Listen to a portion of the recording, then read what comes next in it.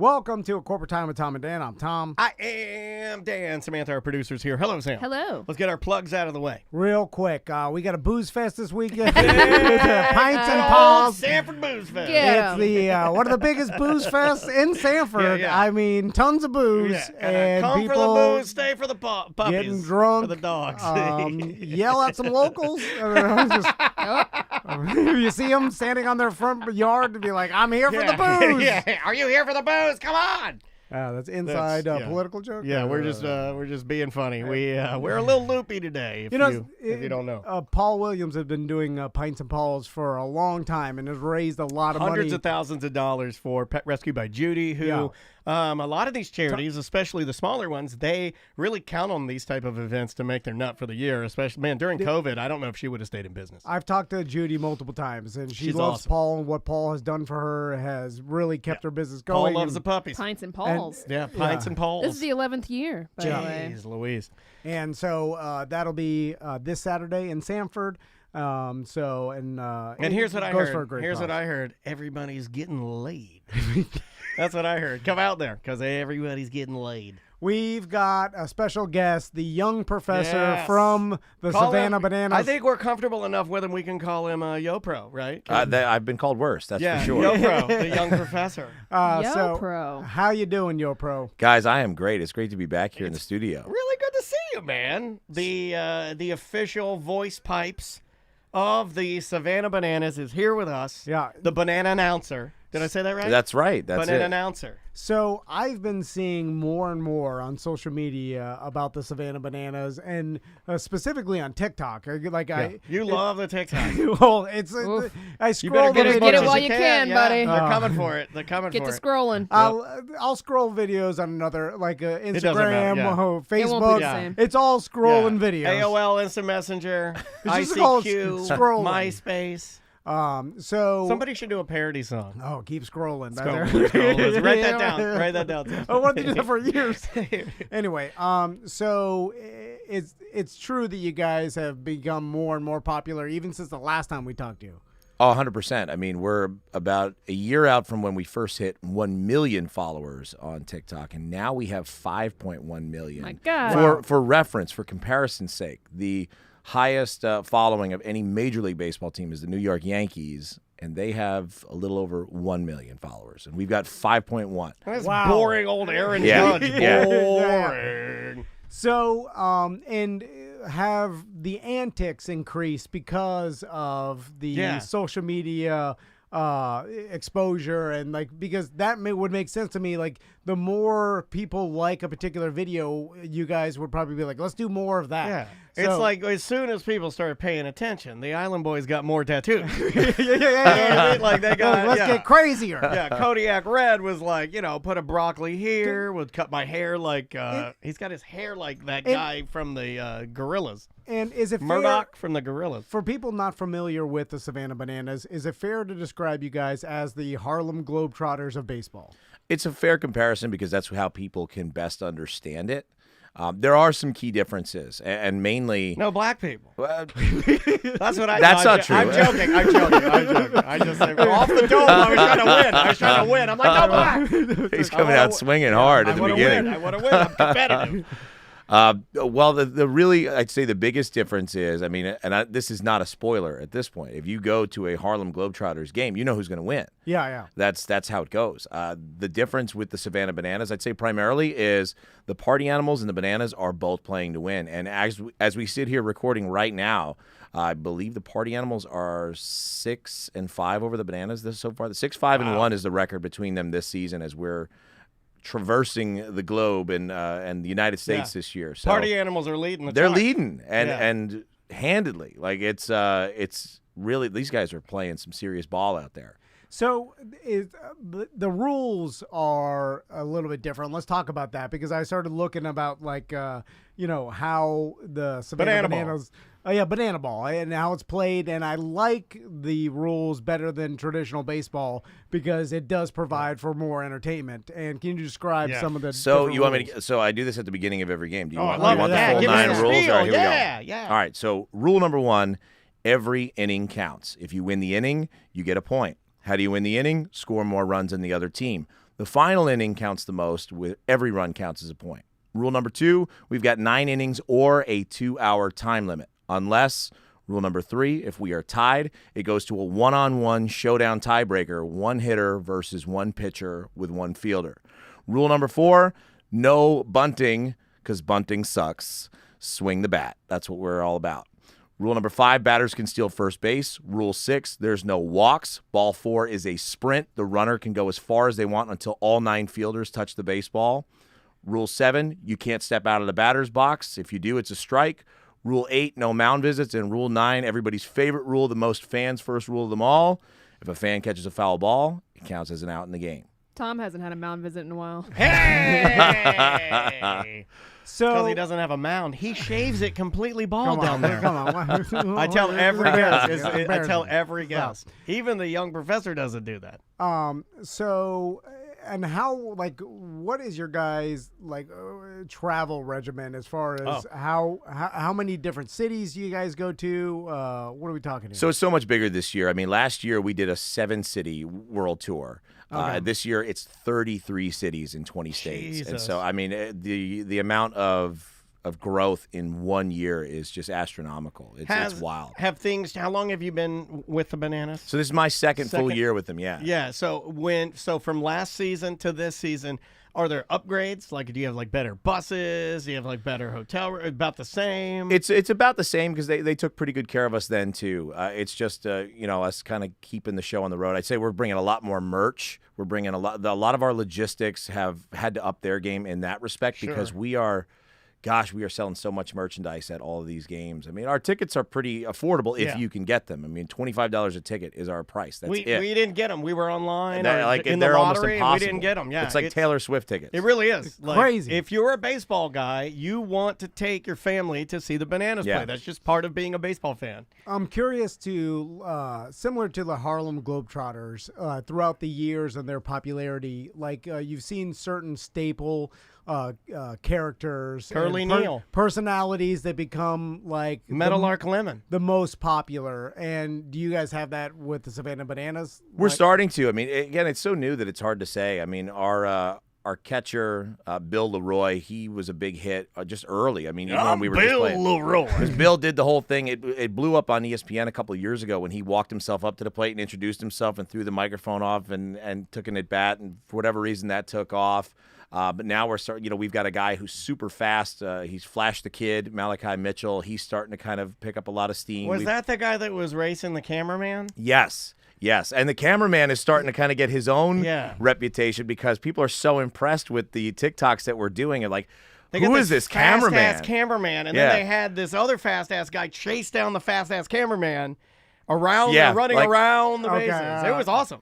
I've seen the pitcher on stilts. He pitches. He takes at bats. The other day they put him in as a pinch runner, and he tried to get home from third base. Tried to slide into home off the stilts. It was a wild. nut. Yeah, that's a psycho. Yeah, Even try that stuff, you could be killed. Oh yeah, Stilts is a madman. He's I like in that. all the best ways. He's all about I'm making the people smile. Right. Is the roster set for the Savannah Bananas, or are there people constantly rotating applying in and out? to try to become or get on the team? Is it always an open audition or to get on there, or do you have to wait to the end of the season? How does that work? Usually you have to wait to the end of the season. I mean, we have a few guest spots. I mean, for instance, when we were in Daytona Beach, and I didn't even know he was going to be there, we're out front. We always do a little parade at the beginning where all the characters come out and we do the Hey Baby dance. And I look over, and to my left is Johnny Damon in a full Bananas uniform. And, no one announced it. It wasn't, but just Johnny Damon is out here with us. 18-year MLB veteran and World Series champion Johnny Damon. So we will pull in some MLB guys. So we'll have a few celebrity appearances. But these guys are trying out in the offseason and getting on because a couple of those things, for instance, the sprint I talked about, where there's no walks, there's a sprint. The defense for that is insane. In order to make that not an inside-the-park home run every time where all 9 players have to touch it. Do you know how much practice these guys have to have? All the fielders crash in on second base, and they're literally tapping the ball, toss, toss, toss, toss, toss. Sometimes they're holding guys to one base on this sprint, but most of the time it's a double. But if somebody drops it, that's an inside-the-park home run. And so if you're just a regular ball player, you're not keeping up with you that. won't be fast enough I to watched. do that, we right. played MLB guys a few weeks ago. I watched them do a sprint defense, and they were fine, but they're literally like taking the ball out and throwing the ball to each other, so it takes a lot longer. So in order to kind of practice this level of play at this pace, as well as maximizing the entertainment throughout, we've got to have guys that are all in on the vision and practicing all of that stuff all the time. I'm curious to see where this evolves to, because I imagine that there's a lot of like one-off YouTube baseball stunt guys that will eventually find their way on Savannah Bananas, where it's like this guy, like a trick pitcher. yeah, like all he does. We have them. I mean, they've already gotten there. There will be more, I'm sure, as time goes on. And now you have guys that want to, like, my goal is to be on the Bananas. Yeah. And they specialize in, I can hit a baseball backwards or blindfold, some crazy trick that they could do. Like I saw some kid yesterday, like he just had a baseball, and he was like just bouncing it like this, and then his friend was like pointing to like that sign over there, hit this, and the guy was so good he could just throw it up and hit it, and then the ball he hit hit the S in the logo. Yeah. I was like, how the hell do you even do that? That's amazing, man? yeah. But these guys are, and there's a lot of them out there because there's a lot of guys that play baseball. Yeah, and then they become super specialized from all around the world, right? I mean, you guys have. We're starting to get more interest from around the world. I mean, primarily it's the United States, but we keep calling this a world tour. I'm hearing rumors that next year might actually be a world tour. Yeah. I mean, I know we're playing a team from Australia is coming in to play banana ball with us in June. So we've got at least some international opponents starting to come in. So this thing is really blowing up globally. Do they ever want to add more teams than just the Bananas and the Party Animals? Is there another team? Or? Right now it's just those two, but I mean we're playing Challenger Series games against other teams. I mean, but some of them are already established independent league teams. Like next month we'll be in Charleston, West Virginia. We're going to play the Charleston Dirty Birds. They're going to play some banana ball with us. Great name. Yeah. We'll play the Milwaukee Milkmen later this season. That's disgusting. I'm joking. I'm just thinking forward as like, could this be like a Blue Man Group where there's Savannah Banana, multiple teams are constantly touring worldwide? It's like, or is there only one Savannah Banana team? You know what I'm saying? Like Blue Man Group has like 5. I don't know how many. You mean multiple shows and multiple 2 tours, dozen right. Blue Men that they are constantly performing worldwide. Monster Jam does that. I think the Globetrotters do that too. I think they have 2 separate touring squads. I might be mistaken about that, but I think they do. It would make sense. It seems like you could eventually. I don't know how big. Monster Jam now does 2 tours. Yeah, they have one like East Coast, one West Coast. But there's 10 Gravediggers. Yeah. Right. There are. Yeah. Son of Gravedigger. So, are the the fields that you play on, are they getting bigger and bigger? Like I'm because tickets are almost impossible to get at some points. So it's like you can't get them. We're sold out everywhere. We have over 500,000 people on the waiting list this year. So that's gonna be hard for you because you got a lot of friends around here. Oh yeah, everybody's gonna be hitting you up. Oh my gosh, people I barely know are all. Yo, hey pro, buddy, give me them tickets. Come on, Professor. Well, how do I'm not too familiar with baseball. Like I know certain baseball fields. Like how big is the Marlins stadium? It's like big. how many does that even seat? Probably at least 30,000. Yeah, 30,000. I would think 25, 30. I mean, and how big is Truist? It's huge. But then the next level down is what, the local, because there's like a probably huge... your AAA parks. I mean, and we're playing a bunch of AAA ballparks this year. I think when we get out to California, I think there's a couple that are going to be upwards of about 15,000 this year. Wow. Largest we played was 10,000, and that's at Rickwood Field in Alabama, which is also the oldest ballpark in the world. It was built in 1910. We played there, and we had 10,000 fans there. I mean, everybody played there. They filmed 42 there. That's neat. Is there any pushback at all, or is there love from, like, Major League Baseball? Is there any talk at all? So we just played. We've got 2 more games against them. We just played a game against the Major League Baseball Players Alumni Association. I saw that. Yeah. A team of all ex-major leaguers. I mean, and they're wearing their major league uniforms. Like, I'm out on the field announcing guys that are MLB players, and it's do they get it, or are they? They had dumb old men? So much fun. Good to hear. There was one guy. You don't want a dumb old man out there. Like, one of them's doing grumpy. a handstand, walking out doing a handstand. Another guy came out, lit bats on fire, was juggling bats. Now, these the and he's a been waiting Major for League them. Baseball player. Like, these are weird talents these guys have that they probably have never gotten to show anybody. Yeah, because they learned them in the it. dugout, sitting Yeah. like, thousands of hours wasting time. They're like, I can It was juggle either this baseball or bats. eat sunflower seeds. Yeah, like the entire time. I bet you the percentage of like Major League Baseball players that can actually juggle balls is high, super high. high, like maybe more than 50% of And they major. you know what? You're on You to know? something that's a funny stat because they also have the hand-eye coordination to totally be good at it. Yeah. And there's just a lot of time spent. Yeah. Like, you've seen all the prank videos. Plus, these guys do have a good sense of humor. They do. Like They're tough. You know, have they don't cry. You ever seen the mat where they put the matches in your shoe and then they'll just light your back of your shoe on fire? Like, I've seen tons of prank videos for like guys in the dugout just messing with each other. They can't really mic it as much as they were miking it. They probably had to stop. Oh no! I heard Andrea's taking the Duolingo, and we're just listening to these. You got a Venezuelan real man in there, and he's curse curry. Chico, Chico. And you're like, you gotta turn the mic off. Turn the mic off. It's Spanish real man. So, because I would imagine that these guys like the aspect of the promotion of the game of baseball, even though it's different, but it just brings like a new audience in. It brings some young people How in do to they watch balance it? How do they balance between the fun, right, and the stilts and the crazy, but then the real game? Is that hard to do? Or how have you guys been able to figure it out? Because it seems like you have. I don't get a lot of guff from my real, like, I'm a new baseball guy. Right. And I told you that last time you were in here. But all my guys that have been following it since they were kids, they love banana ball and they love the bananas. They don't talk ill of it. They don't say, oh, it's just cheesy or any of that. They always like it. Why do you think that is? Well, it's not everybody. I mean, there are some crotchety curmudgeons out there that are not about what we're doing in the slightest. Too much But fun. we're not for them. You know what I mean? Right. Like, baseball is a fun game. If you are into baseball, there's nothing wrong with baseball. But you know, this TikTok generation, really, you talked about the bananas following on TikTok. I mean, how long is someone's attention span? It's like 5 seconds, 15 seconds. Baseball is not for you if that is your attention span. But if you come to one of our games, one of my favorite things about it, you don't see people on their phones. And if you do, they're recording something and then they're putting it away because your head has to be on a swivel. There is something happening. Every single night, they'll post content from our games, and I am there. I am working, and I go, when the hell did we do that? When did that happen? There's just so much. You can't possibly get all of it in while you're there. So, are there any time where like someone's taking it too serious, like because it's a hard balance, I imagine. Where that's the thing I'm fascinated with is that you're got a guy on stilts, but at the same time, I know you're playing an actual game. I know you are. Yeah. So you have to be a little in the back of your mind, like I can't care about this too much.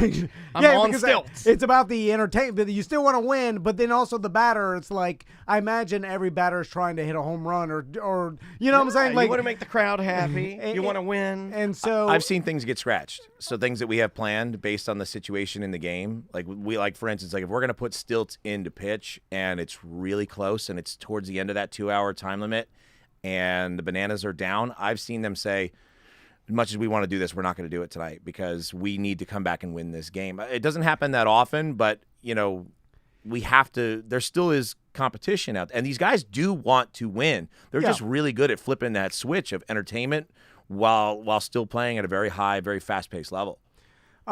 So it just makes sense. It's weird that it's taken so long for this to happen. And I say so long, because Harlem Globetrotters have been around since when, the 70s? Like 60s. And so popular. Maybe even the 50s. You would think that someone would look at the popularity of them and say like, hey, let's mimic this with another sport. It wouldn't work in football. Yeah. I don't know. I mean, it's all about who does it. XFL is kind of like. I mean, you mean with the rule changes? They're making the rule change points. more conducive to higher scoring and different options and something more fun to watch. You know, different product. But you could even get more ridiculous. The XFL even before this incarnation was trying to do it. Mascot games are always a good time. Mascot games. I do enjoy the mascot games. I mean, everybody I think loves the mascot games. The mascots playing like a little league or young football players It's young professor. No, They don't play me, man. I mean, like, Oh, I thought you got his name wrong. I thought you were calling Like him a young, flag football young game or football something? player. no, like you'll see it where the mascots are playing tackle football with kids, and these are they're smoking charging. these little- and it's super popular. Yeah. We see it every year. We're like, Blinker yeah. from the Braves Yeah. is in one of Oh, those. man, and he's yeah. just mean. And everybody I've ever seen enjoys watching it and always cheers when they see it. And it's like, well, why don't we do more of that?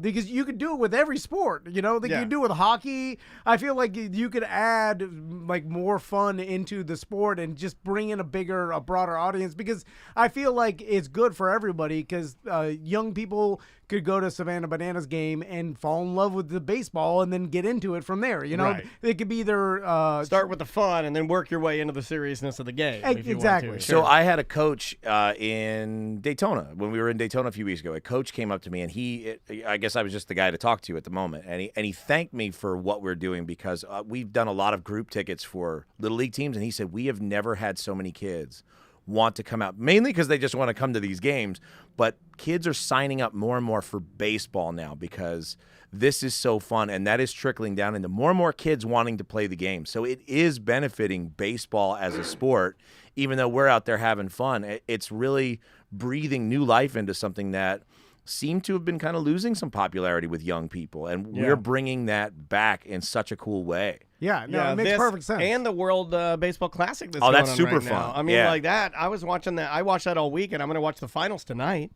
So I'll be watching that. It's USA versus Japan, which, I mean, It's going to be nuts. can't get any better in that lineup. I mean, that's probably, I thought Cuba was probably going to do it, but man, U.S. went nuts. They lost their minds. So I don't know why baseball's getting a shot in the arm. I don't understand it, but I like it because I like it. I just think it's fun. Do you guys have the umpires travel with everybody, and how does that work? We do. We have a few that rotate, but our primary umpire, he's one of my best friends, the dancing umpire, Vincent Chapman. He is so fun, man, and he's the guy that he's always twerking. He's always, you almost forget about that he's there. That's why it works, because he just looks like an ump. And he's there, and then at one point in the game, he'll kind of stop, call time, and he'll go to dust off the plate, and then he'll start, and the place loses their mind. And it's probably the loudest roar every single night is when the umpire starts really shaking it and getting after it. Yeah, people go nuts because it's such there's so much happening, they forget that he's also part of the show, and it's just wild. Well, then you're doing a good job of getting people in the moment, right? Oh, yeah. If you forget that and then the umpire starts dancing and you didn't expect it, and you got that gotcha moment, I mean, that's fantastic. Yeah, you'll get fans forever. How many new things like that do the players, the umpires realize the crowd responds to throughout the season or throughout the tour that you're like, oh, that's something we're going to do each show? Because I imagine there's a lot. Has there been anything that failed, Like, we fail every night. We try at least 7 to 10 new things every single night. No crap. Every single night we do something completely new, completely different. Sometimes it's a huge hit.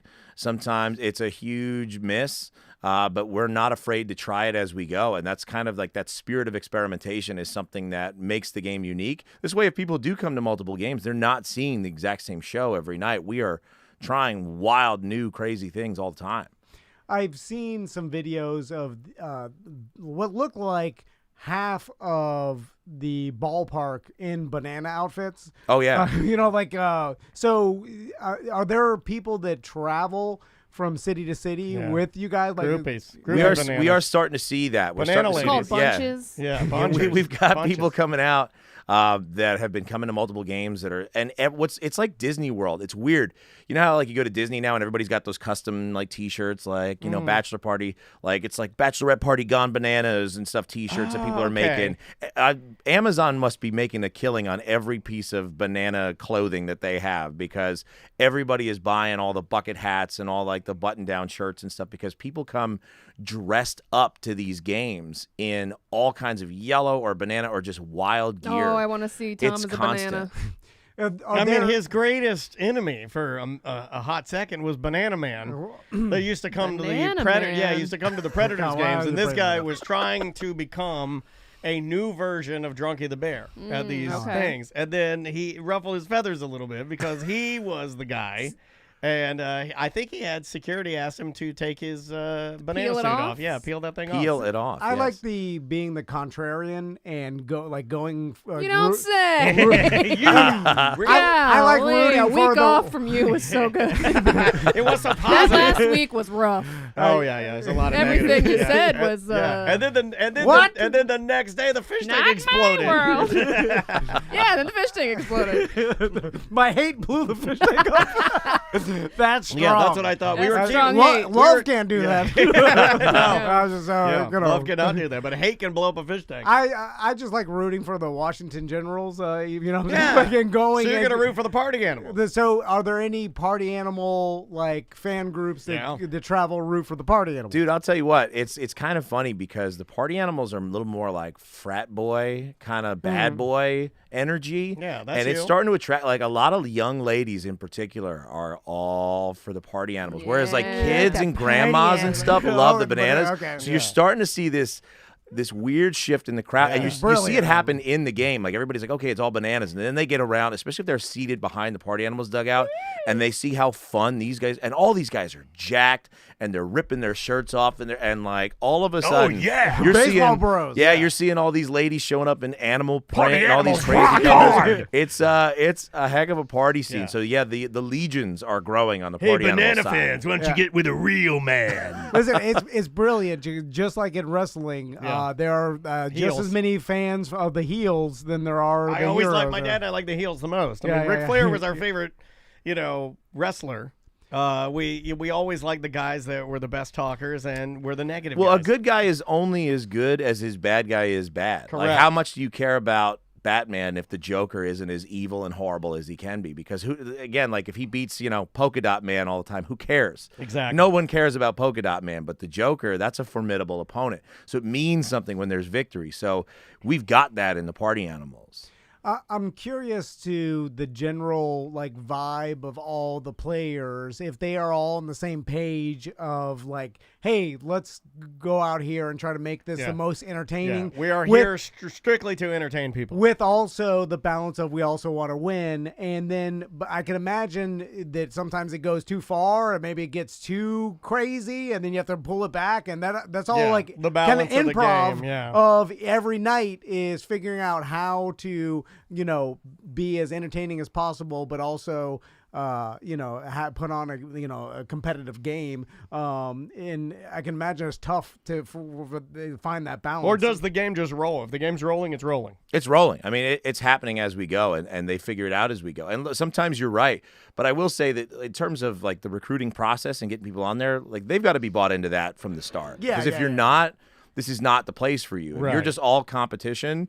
We respect that, and that's important in sports, but we are putting on a show. So you have to have both. And so most of these guys are really good at doing both. But sometimes you'll see guys out there hot dogging a little bit too much, and they'll make errors. And you can tell it's not sitting well with them and sometimes with their teammates. They're very good about just moving on to the next thing, probably because we have so many insane things that we're doing. You don't have time to get in your head and worry about the mistake that you made for too long. But I've seen a little bit of it, but most of these guys, it's just they are able to strike this perfect balance, probably because everyone in the entire organization is like that. Work hard, play hard at the same time while we're out there. Since you are the official banana announcer, what's the hardest part of run? Are you kind of pacing the game? Are you explaining things to people, or Yeah, so I almost play two different roles in the game. At the pregame, I come out, I do that whole rule speech, I do the weigh-ins. We do like an MMA-style weigh-in with one player from each, and they come out, shirts off, they stand on the scale, and they face off and usually do some kind of That's dance ridiculous. I love or it. thing. Then I do this big, epic, booming intro that makes everybody want to run through a brick wall before we bring the team out. And then I switch into a more casual outfit, which that's probably the hardest thing for me, is switching outfits and then being back an inning later to do in-game bits, because I'm a host for the game. So myself and the owner, Jesse Cole, are usually back and forth doing a lot of the different promotions in between. Yeah. And so it's very, very high paced. There's different stages we have to be on, different sides of the stadium where locations and things are happening. We have to recruit. We've got interns that do it that get all of our participants for the game that we bring them down there. Some nights we'll do stuff with like 8 different grandmas. We did a grandma relay race the other night.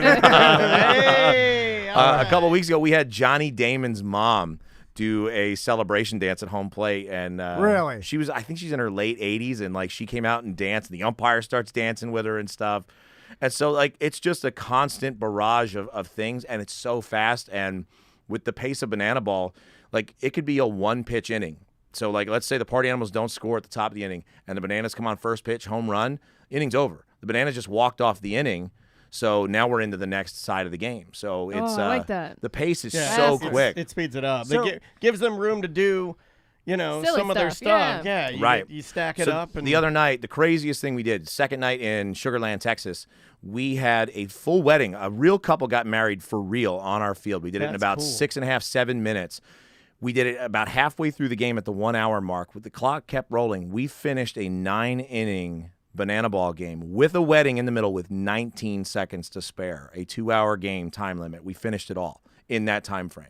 So it's super important for you guys to stick within the 2-hour time frame. That's the primary That's selling cool. point, I think, of banana ball is people don't want to sit for 3 hours, 4 hours like they do at baseball. Yeah, and I get even now. It's funny. I was on Michael Weatherpage's page because to get on my weather for even the Carolinas and going up there.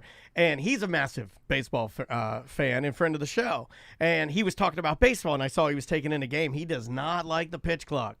Mike is, I like it. It speeds things up. I like it too. Everybody hates on it, and I'm like, it's great. He doesn't like it because he says it doesn't give him enough time at the game with his family, and I get that. Like he likes it as an excuse to be there with his family, and if he can get it, if he's even shorted 1 second of baseball, he's upset about it. I get it. They're still getting about 2.5 hours worth at the I think it's ballpark. And how long only- are kids going to sit around and be like? It's only about 20 minutes less. Yeah. They've been running the numbers, and even with the pitch clock, it's only about 20 minutes shy of where it was anyway. So, well, I always look at the NFL when I'm looking at like significant rule changes in Major League Sports. what was the biggest one the NFL had? The quarterback. I feel like in the last 10 years, like protecting the wide receivers is one, but protecting the quarterback's another. And people were mad when that first happened. But then it turns out, given enough time, you're like, I like seeing the star quarterbacks, not injured, sure. not dead play the game. Yeah, play the game instead of they're injured after half the season and the career's over or whatever. They're all getting injured so fast. So it's like, given enough time, I feel like these rule changes end up always being a positive for the most part. Some regress and go back, but even some of these baseball rules that the banana ball has, I feel like not all of them can be implemented into real baseball, but there's some that I like even taking a look at it. Like this helps the entertainment of this entertainment sport, because some people lose sight of like, hey, this is all for entertainment. I'm a genuine believer that the pitch clock has a lot to do with what we're doing. I really do think so, because we're doing a 9-inning game in 2 hours, and people are staying to the last out, and that's the biggest thing. Like, all the fans stay to the very end of the game, whereas if you watch any other game, 7th inning stretch happens, everybody's beating the traffic and getting out of there. And this pace of play change, I think baseball is realizing it, and we have kind of showed them first that you can do this. That if you speed this up, it actually adds an interesting element to the game, because the pitchers have to work faster and the batters have to work faster, and the chess match speeds up, so they have to make their moves and their calculations a little more quickly. Mistakes. Well, but it's interesting, and I think in time people will see that. But it's just like anything. When you change something, people don't like change; they resist it. Mad. Yeah. Oh man, they get mad. So where do you see this going, young professor? Because the last time we talked to you, I feel like it's doubled or tripled in popularity since And by last the way, time. congrats on all the success. Oh, thank We're you. so proud of you, and we think it's so cool that you came in here, and then we got to it's one of the only times in recent history I got to see a guy, meet him, my friend. He's doing this thing, and then I watched it on social media just get larger and larger and larger, and I'm like, he's part of that. That's awesome. And when things get larger and more popular on social media, it attracts the attention of giant corporations. Because like Chiquita. well, they gotta get that real nanner money. It's the business is business, and they see dollar signs and the popularity of Savannah Bananas, and they how many more 18-wheelers do you guys have carrying that upside down rally hat? Yeah, I mean, how cool is that, by the way, totally the cool. baseballism? They make a hat now that's you're supposed to, like, if you want your team to win, you would take your hat and put it on inside out. So the Bananas make one that's just made inside out with the logo on the inside out part. Like, really? Yeah, Okay. like they're so into it that they're just doing cool stuff that I just want because I want it. Right. Because I can imagine a lot of, attention is being paid to what's going on. And then with that becomes the sponsors and there's someone that wants to put their sponsored logo on the Savannah Banana jerseys. And that's big, high dollar money. And then you start getting other stadium sponsors. Nilla Wafers, right? That's another one. Nabisco's Nilla Wafers. It's interesting because our owner is really against all that. Because our whole you've said philosophy that before. is fans first. And like fans, he's a big believer that fans don't want to be sold to, but fans do want to buy. So right before COVID, they took all of the advertisements. That's my philosophy. They took every paid advertisement off the walls in their ballpark right before COVID hit, which could have been disastrous, but it wasn't. Now that they've figured out like what they're making in merchandise now, compared to what their revenue income was from just sponsorship dollars, is more than quadruple what they were making off of sponsorships just by going direct to the fans. I mean, we pay the taxes for fans. When they buy a $25 T-shirt, it's $25. You're not paying tax on it. Oh, you guys punk rock it a little bit. All right. Because we want fans to have this seamless experience, We're just the one-to-one. opposite of this. Most people are. Tax you buy a Tom and Dan T-shirt. Hold on, young professor. Triple tax. Do you know how rich you'd be if it was Savannah MasterCards? You'd be rich. You know how much money they got? Doesn't have the same alliteration. No.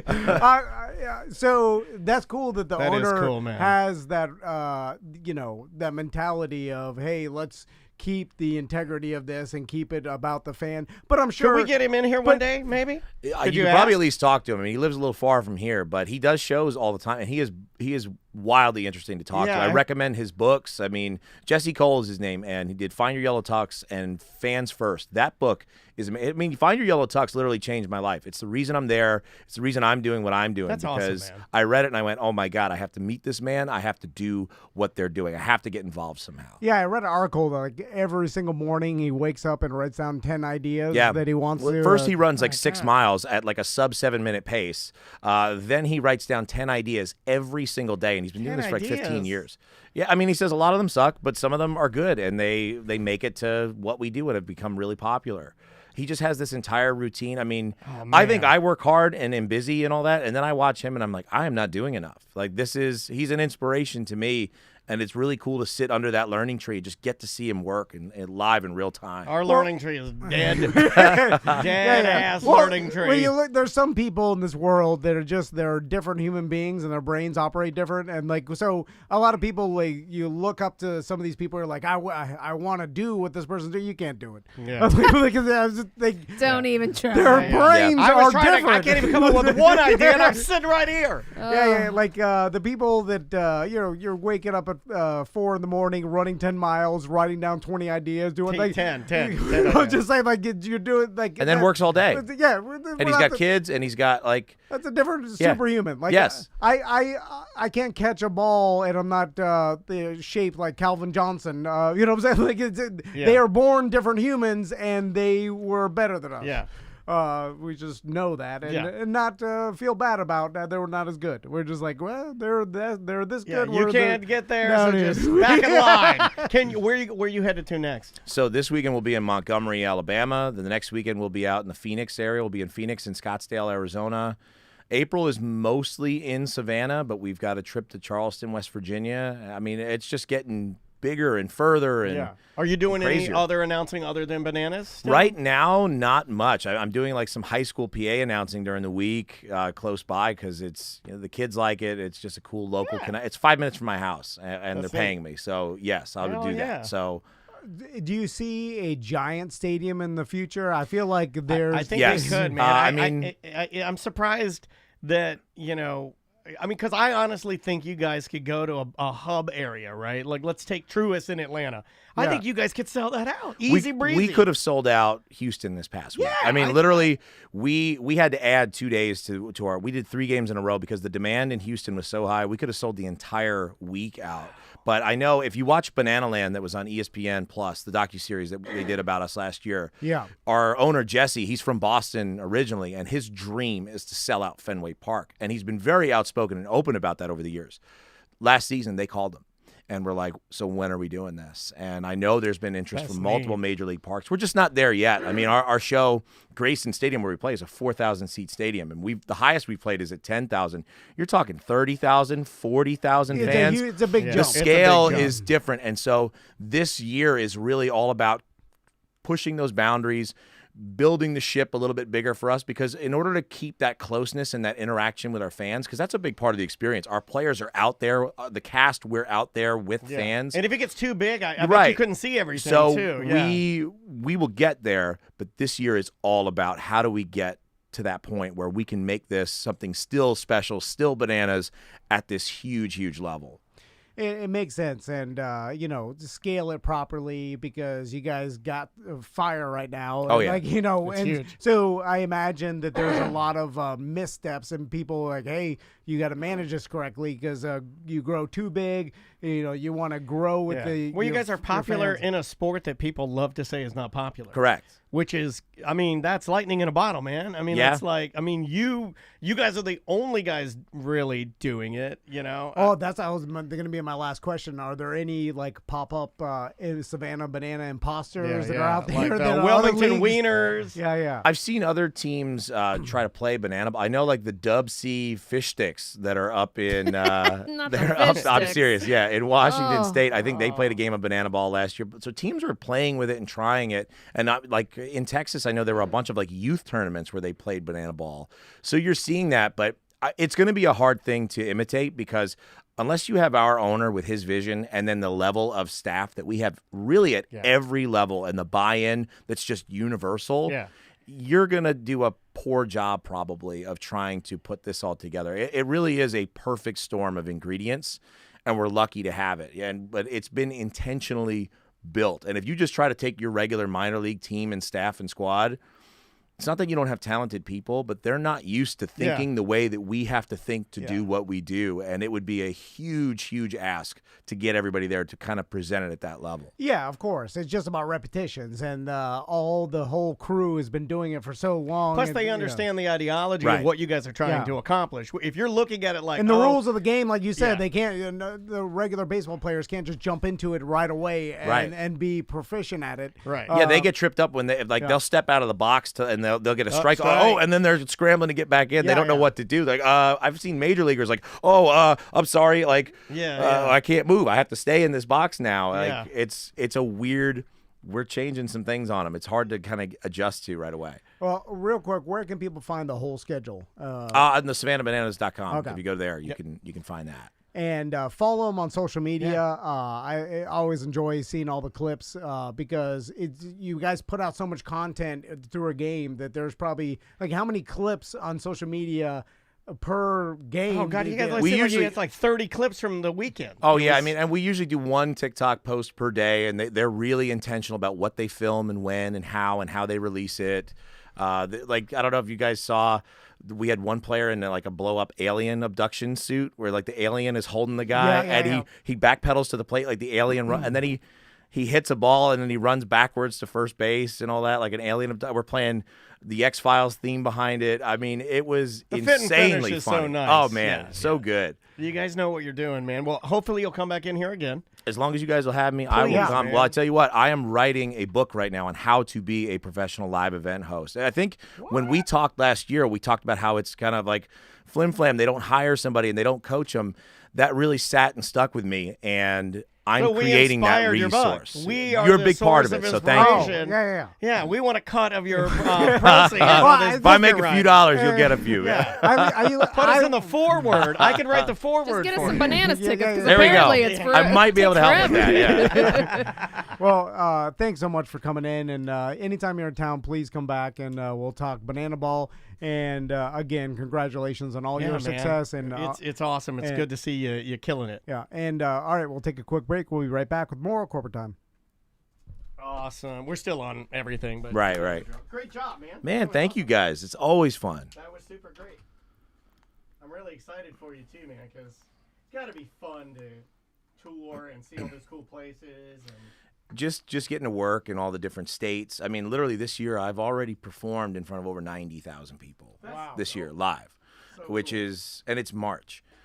I'm glad you're taking time to write the book because you don't see too much content about that out there. No. You know, There's nothing, and I realize that. Like you guys said it. Like usually they'll hire a radio guy or like some pretty blonde girl that went to news broadcasting school. Like you're the host of a team, and you know I see that a lot. They pick her because she looks good, but it's just, hey fans, we're here with Joe. Joe's gonna run the bases. Okay, yay! Like correct and. There's really an art to do, and you see what we're doing with the bananas. Like all the elements have to be there. This high level of presentation, and I mean, I was doing that other places, and so there. How many live events are there every week in the United States alone? There's thousands. Yeah. And there's no book. There's no resource. There's no class. There's no nothing. On-field it's just announcer, and on-field trivia host. Nothing. There's nothing to put you there. So. To be a live event host, I'm creating the book that has like what are the elements that are the same amongst all of it, and then specific chapters on if you're going to do this, here's the tools you need to have, here's what to expect, here's how to plan, here's how to dress, here's how to kind of reach out to people so that you can get these jobs, because that stuff just isn't there. So I'm putting that together. I'm using the same publishing company that Jesse used, Jesse Cole, our owner, like same people to do it, and so I'm hoping that.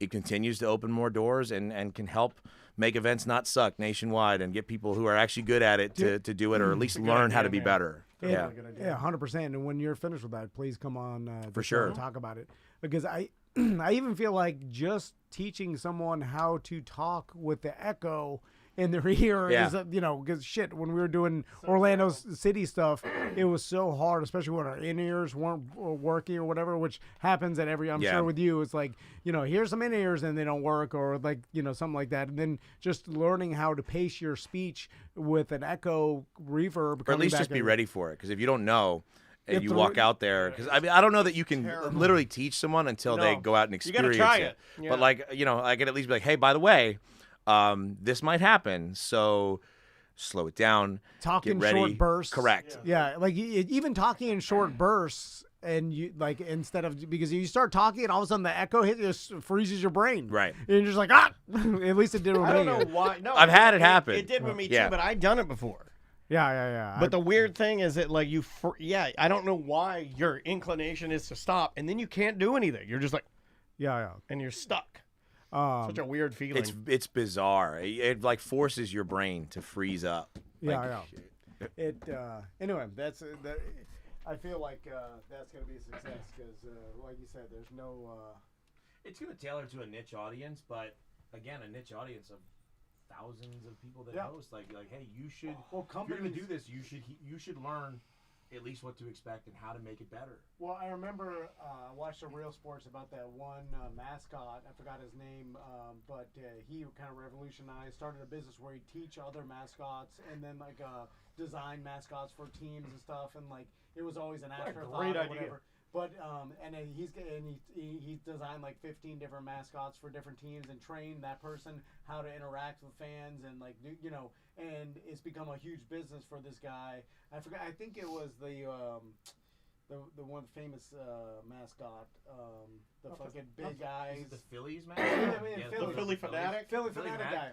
I hate the Phillies so much. Grew up a Mets fan, but he is such a good mascot. I mean, he started a whole business around it because he realized there was no other person doing and teaching the people how to become how to do it properly. They're just sticking some clown in a suit and telling him to walk around and wave and shake hands. Yeah, that's usually what it is. But you can tell the difference between someone that's just a guy and somebody that's like, no, I'm a mascot. Like that's what I'm doing. And if it increases more of a gritty girl, all the all the customers' experience by 10%, then it's worth, as the owner, putting the money into that, because you're like, okay, this is part of the entertainment, and it could be 80% better than we have. We're having some intern do it for free, or some marketing person is like, well, let me put some more money into this aspect of my product. It makes perfect sense. The same thing with announcers. Like I've always said, everybody's taking the cheap way out, or just hiring anybody, a local radio person, and it's like put the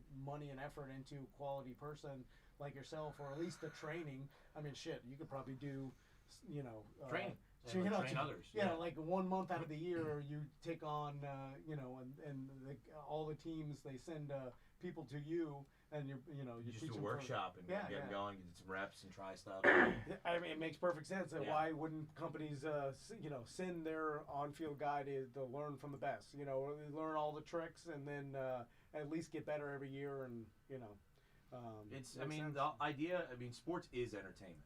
Yeah, and like people don't think enough about that. And that was kind of like the vision behind Bananas. Is like we're not in the sports business, we're in the entertainment business. Yeah. And like a good host, a good mascot, they do that because little kids aren't watching baseball, but little kids love the mascot, and people like all the antics in between. If they feel like they're always a part of what's going on, then they're going to enjoy that experience, win, lose, or draw. Your team can suck, but if they have a good experience, you're right. they will be there and they will tell their friends. And that's really what the business needs to be about. Yeah. There's the audience, Yeah.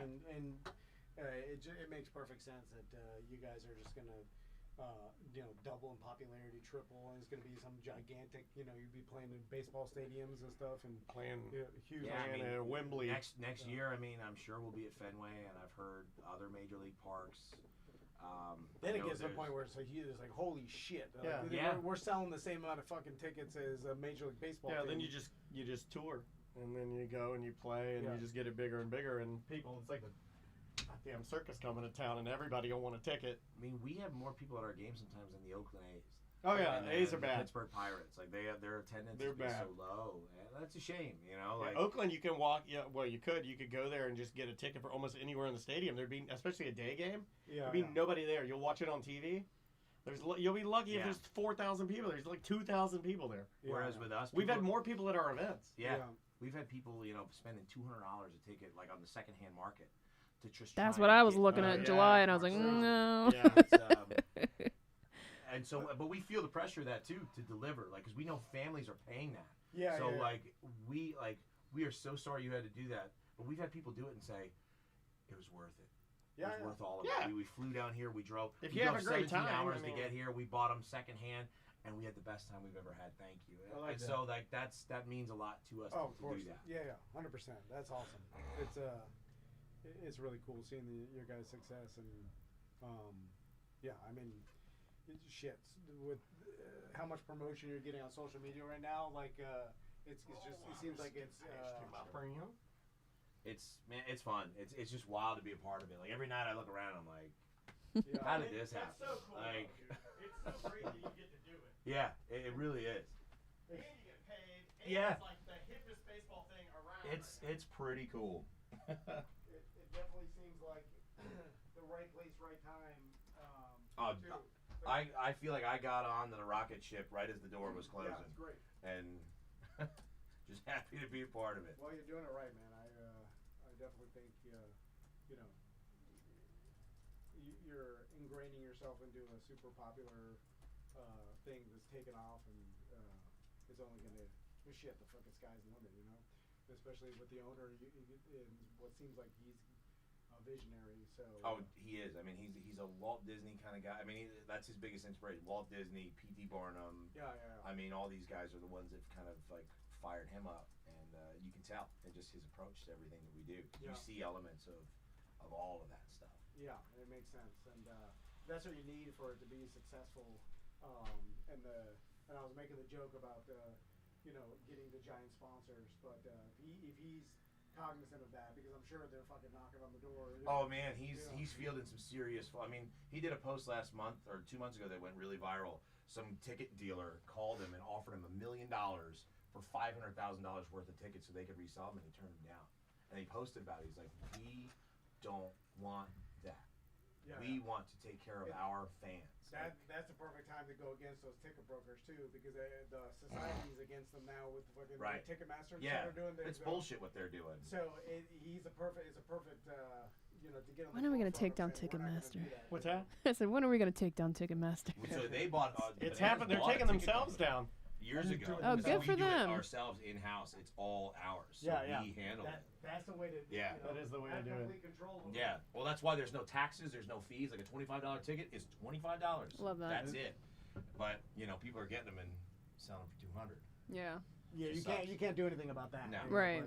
Just But at throw it least- up on eBay. I think, and no one has a problem with that. Is they have a problem with just the group corporations buying all of them and then reselling them. Yeah. It's like one person, people can do what they want. So, dude, I appreciate it. Thank you very guys much. so My much. man. When's this episode on? Tonight. Tonight? Tonight. Oh, yeah, you're the first hour. You're the whole first hour. All right. So Well, thank you. Thank you. 7 to very much. 8 is Young Professor time. Very cool. Well, hit us up again, man. Yeah, absolutely. Well, I'll be seeing you online. Yeah, I'll see you guys soon. Thanks. Yeah, see take you, it easy. man. That was awesome. Let's do. We got two more segments. Yeah, Yep. just 2 more segments. 2 more segments. I got voicemails, and there were a lot of emails.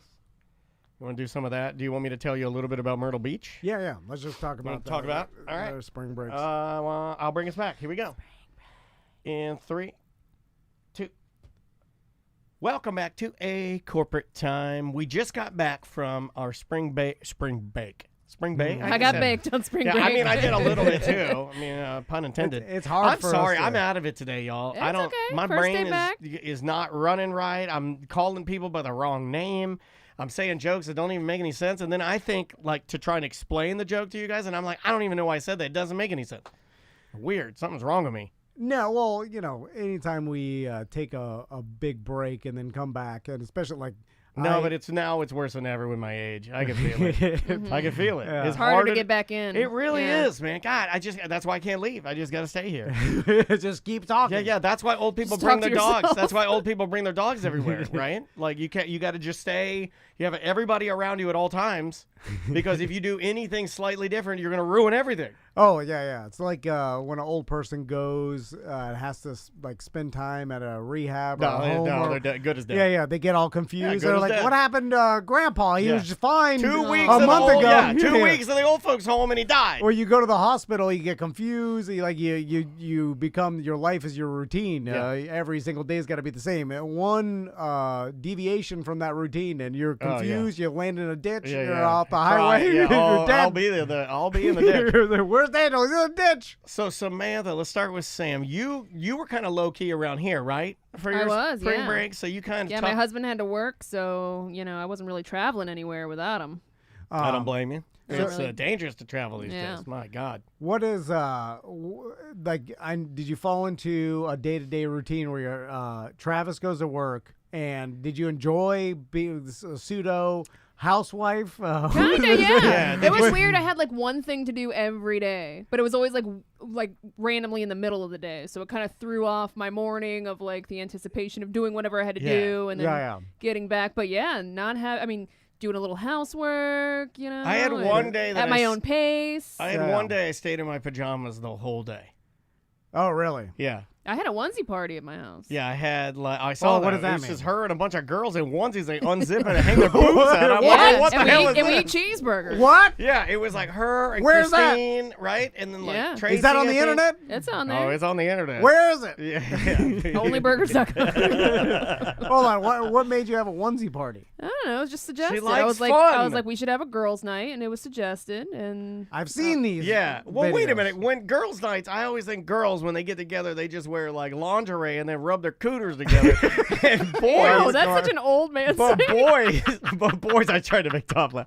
But boys, when we have a boys' night, we don't get to get I heard you together. guys and- do something and with a cookie or a sword fight. sock No, or- I never oh. did the cookie or the sock. I do the I- sock. I knew it. Hold on, I did the sock. Never the I cookie. knew it. Never the cookie. So The cookie. If you did the cookie and you're listening to me right now, you did go to a therapist. Oh, Seth. It's funny if once I feel like speaking of old people, where if you don't have a job to get up to every single day, You die.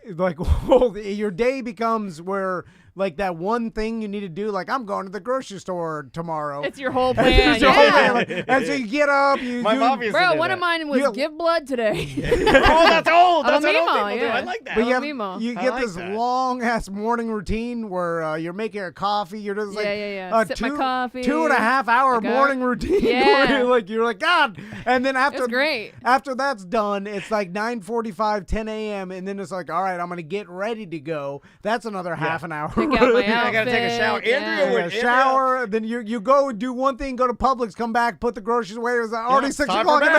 for Andrea would come up from our old studio in her new office now. She doesn't like it when I call it the old studio.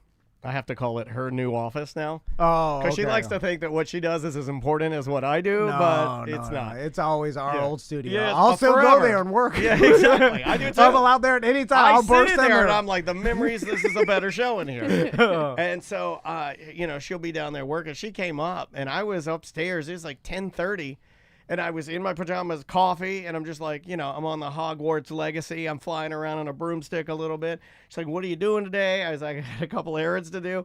She comes back up like around 12:30. I'm done with the coffee. Now I've switched to beer. I'm having having a couple beers. Okay, In my pajamas still. Then I go upstairs. I take a shower. I change. I go to the post office one time for the studio. I come back and then I take my pajamas. I put my pajamas back on. Oh yeah. A couple more beers, like you said. Then I cook a little dinner. Time for bed. You're Not like, bad. that's it. Not That's bad. nice. It was not bad. Yeah. That does sound nice because I got some piercings for spring break. Oh, yeah. She got her.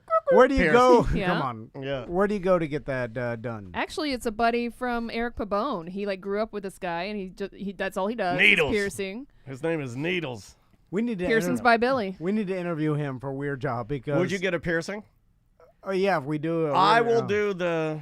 No, come on. Why not? That's I want it too anyway. extreme. It'll kill two birds with one stone. I'll get another dangler for the day. Have you ever A dangler have for you the ever been day? pierced? Yeah. Yeah, I had my ear pierced when I was 12 years old. Okay. Yeah. He thought And he I got a He thought he was Miami Vice. I got a gold dangler A gold gay dangler. of a skull and You got crossbones. a gold gay dangler. Why did you say gay? No, I just said gold dangler. Skull and crossbones. Skull and crossbones. Yes. But it was Like a pirate. But it was flat. It wasn't like 3D. It was like printed, like stamped on a gold square. Like I like oh, that. Yeah, stamped on a square. It wasn't where the skull and crossbones was like a complete 3D image. like a it die was, cut. It was just drawn on there. No, it was so just if like it dangled to the wrong side, you couldn't tell what it is. well, you could see from the back, but it was just imprinted, like stamped. Anyway, Okay.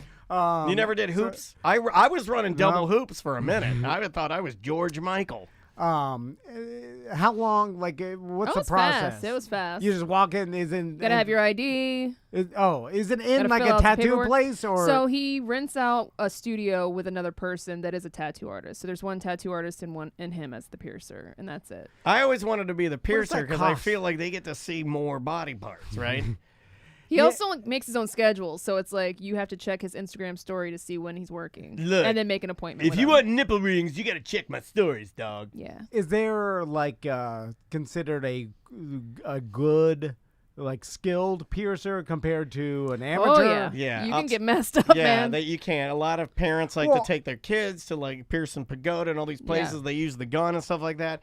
When I got Maisie's done, we went to a professional piercing studio and let a lady with everything super surgical, super clean, who's literally mandated by Everything's the by state. hand. Yeah, everything's by hand. She knows exactly what to do based on the size of your ears and the way it'll look the best, and there was no pain. Well, I feel so like you had the aftercare. Yeah, you got to do it right. ears and nose, like I could do that, right? I've done my own ears. I've done yeah. somebody else's ears before. I mean, that's easy. I've also helped people stretch their ears before, When you but start- I wouldn't do nose. when you start getting I also in- forgot how bad the nose hurts. Oh, Did it hurt? Yeah. anything below the neck, that's like you need a professional. But ears and nose, you can go to anybody for that. Let's get this. Let's get Billy in here, and Let's each do one nipple, and then put a ring between our boobies. The nipple, it'll hurt. I don't think so. Oh yeah. Would yeah. it? Oh yeah. I feel like it would. It's very sensitive. Yeah. I don't think mine are. Oh. I guess well the tongue too. You need a after professional. I removed my breast implants, I've been less sensitive there. That So makes what sense. what made you get a second nose piercing? I just wanted one for years, and I've just never gone back to do it. And then I used to have piercings all the way up my earlobes, and I took them all out years ago. And I was like, you know what?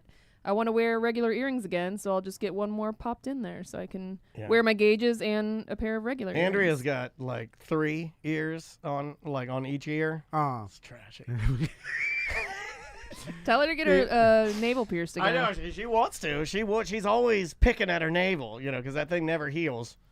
Crystal lost an earring on One of the rubies? Oh yeah. She's got bad luck with jewelry. Yeah, man, y'all on the rubies haunting you. It really she lost it on the ski slopes when we were in Snowmass or whatever. Always ski with your most precious jewels on. And she's never taken them out since I gave them to her on her 35th birthday or whatever. Oh my God! God damn, And they're only a year gotta old. clean those things. And See what I did there? I don't know if I don't know how it works, but she just said I've always kept them in, and she is. Yeah, these always bring me luck. And she lost one. Then she realized it as we were driving away, and then she's like, I have to go back and search. In the snow. Search! Yeah, and I was like, search. That's what I said. And I was like, she's like, I think I knew when I took off my I head. remember it falling. Like my neck and head scarf thing or whatever when you ski. A bluff? Yeah, the buff. And she's like, I think it fell out there. And but I'm like, there's 100 people around and all these And skis. it's snowing. Was it outside? There's no way. Yeah, that's what I said. I was like, just drive. She's like, it'll haunt me if I don't go back. So we had to turn around. You know what'll haunt me? I was like, well, this will haunt me. I'm like, you know what? I have to hold my buddy, tongue. I'm sorry. Because I want to say, I'll give you anything you could ever think of if you find this. It's an impossibility. I do my thing that everybody hates. Yeah, I do my thing that everybody Got a lot of emails about that. Is that what you're calling now? Yeah, I do my thing that everyone hates. Which is basically, I think, just my personality. And so I want to tell Crystal, it's an impossibility. You'll never find this tiny ruby she's earring. got hope. She's got hope. And then she's like, I have to go look for it. It's for peace of mind because I'll always regret if I didn't go back and look for it. I'm like, well, you'll never find it. I'm telling you what will happen. Did you say that? No, I'm saying that in my head. don't I say just that. said What are find you? it. What are you saying? Anything, or you just No, dead silent? well, at first I was like, I'm like, it could be anywhere. Even if you fell off where you think it is, Yeah. people are stepping on it. It's in snow. It's gonna be really hard. Like, Yeah. Is there anywhere to turn it in for like a You finder's? think anybody gonna turn in a ruby? I don't know. I ain't gonna. No. I imagine that after every ski season, there's probably a bunch of nerd dads with metal detectors, yeah. getting all the jewels that all these Yeah. rich people Oh, drop. wow, look at this Rolex. Or the actual the employees there just find all the jewels. Could you imagine how much gold stuff is lost? Yeah, all those No, rich a lot. people on the Yeah, mountains. Oh, yeah. There's all rich. man. They're only rich. Yeah. It's only True. the rich, especially at Snowmass. The damn Oh, was it? It's Snowmass. the lift tickets are $250 a piece. Yeah, it's Could have ridiculous. went snowmobiling with that money. That's You $1,000. You could buy a snowmobile with that. It's kind of money. insane. And then But it is a nicer. I'm not crapping on sunlight. no. Sunlight's fine, Yeah, well, but just it's not. small. It's not the same. No, it's no, like yeah. everything's perfect, and when No, you yeah. ski, It's the the grade, Disney the grades are World. Yeah, it's awesome. Anyway, she didn't find it. Oh, man, I'm Which sorry. but that sucks. I did sit in a parking lot for an hour while she looked. An so that was hour? funny. Yeah. She had to walk all the way up to where the ski lift is, and You then can just call somebody that works up there. no. Well, what are you gonna say? I lost my Yeah. tiny earring. Yeah. I lost a bitty baby earring. First, Oh, what is she gonna do? Walk up there for an hour? first, Just as stupid. everybody who works Oh my on God. at a ski resort is high. Yeah, they're Yeah. all teens. Yeah, high teens. Yeah, I got yelled at by all the high teens. Anyway, Get out of the way, sir. So how was Myrtle Beach? Myrtle Beach it's fun. I had a blast. I will say that it is another tourist destination, but I didn't know that Myrtle Beach has the most amount of mini golf courses that I have ever seen in my life. Like, I'm talking I literally just heard about that. while we were on 300 vacation. or something, Yeah. 500, They're like the 1,000. capital of putt putt. Dude, it's The so capital many. of putt-putt? Your boys. I texted Andrea and I go, it's worth the drive, at least for a weekend for you guys, as much as your sons love putt-putt. It's course next to course next to course next to course, and they're all amazing. They have like lasers and sound effects and holograms. Why is there so and- much putt-putt? No idea. Myrtle Beach prides itself in claiming it's the miniature golf capital of the world. No, I told you. I didn't know that. So when we drove in, I was like, wow, that's amazing. I don't know. I don't know. And Maisie's like, look at that one. And I was like, oh, that's nice. Look at that one. And they get better. It was like the first one's like, they do have a Congo River, which it's got to be a chain. Okay. Sure. So there's a Congo River, which I know you're a fan of. I go, hey, there's Congo River. And then so I make the joke to May. I go, hey, the boys love Congo River. Do they have the Jeep and the plane? More than that. They got know triple they did. waterfalls. Like then they got one of them's called like Professor One's Molten Mountain. Molten Mountain What was else we there. got here? Hawaii, Aloha Hawaii volcano putt putt. Cancun Lagoon. Dr. Diggs, which is a See Captain Kane. yeah, dude, look up Dr. Diggs. Dr. Diggs is like he's a paleontologist. Mutiny and there's dinosaurs. Bay. Mutiny Bay was what, dude? Tom, Oh, I'm going. 500, 1,000 different miniature golf courses where there's more. Is it wrecked- just all down the strip? Yeah, all or down like the strip. Highway you 17. You could literally, your sons, you could start with a camelback and walk 20 miles with your sons and play 100 golf courses and never play the same one. It's crazy, dude. So now what is Myrtle Beach like? Compare it to somewhere here. Is it? It reminded me of Daytona? Florida. Yeah, it reminds me of With Daytona. iDrive, like is it? Yeah, if but nicer. iDrive It's was nicer. On, okay. It's nicer. They got like it was very clean. It was very nice. Yeah, it's corny if you what don't are like. cleaner parts of iDrive, and then you get down towards Kissimmee? Or... No, most of this was pretty good. I mean, I'm sure there's some bad parts. I'm sure the people that live in Myrtle Beach would correct me, but everywhere we were at looked pretty good.